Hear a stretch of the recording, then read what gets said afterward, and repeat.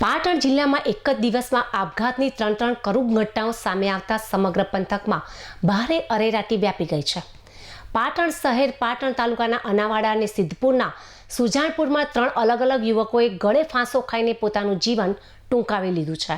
પ્રથમ ઘટના પાટણ શહેરના રામનગર ભેમોશણપરા વિસ્તારમાં બની હતી. અહીં રહેતા 42 વર્ષીય લાલાજી પ્રતાપજી ઠાકોરે કોઈ અગમ્ય કારણોસર પોતાના ઘરમાં જ ગળે ફાંસો ખાઈ લીધો હતો.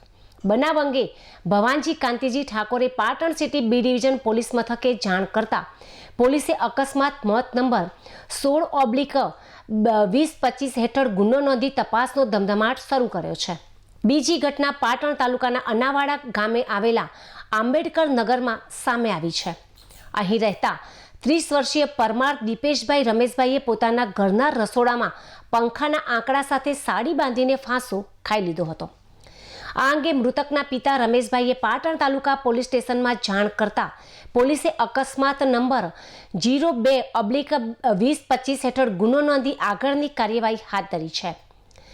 આપઘાતનો ત્રીજો બનાવ સિદ્ધપુર તાલુકાના સુજાણપુર ગામે બન્યો છે. સુજાણપુરમાં નાઈવાસમાં રહેતા 24 વર્ષીય જયમીન કુમાર વિષ્ણુભાઈ નાઈએ પોતાના ઘરના ઉપરના રૂમમાં પંખાના હૂક સાથે રસ્સી બાંધી આપઘાત કરી લીધો હતો. યુવકના કાકા નરેન્દ્રભાઈ નાઈએ સિદ્ધપુર પોલીસ મથકે જાણ કરતા પોલીસે અકસ્માત મોત નંબર 17/2025 મુજબ ગુનો નોંધી કાયદેસરની કાર્યવાહી શરૂ કરી છે.